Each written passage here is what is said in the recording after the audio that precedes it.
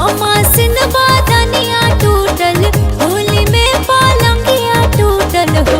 ए सखी मूरति के हमारा सियनिया टूटल, नाक के नथुनिया टूटल हो।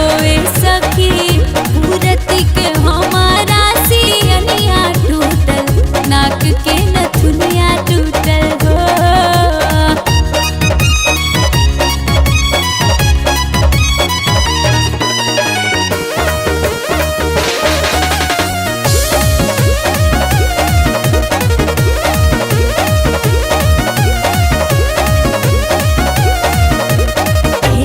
रंगवा भीतर तक जब गइल हो, उड़ेला तीतर सतरंगी मन भइल हो।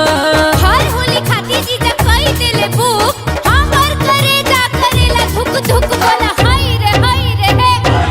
हाँ खेले में रंगवा भीतर तक जब गइल हो, उड़ेला तीतर सतरंगी मन भइल हो। खींचा खींची भइल त पाटनिया टूटल, हाँ हाँ हाँ पाटनिया टूटल हो। ए सखी मूरति के हमारा सियनिया टूटल, नाक के नथुनिया टूटल हो। ए सखी मूरति के हमारा सियनिया टूटल, नाक के नथुनिया टूटल हो।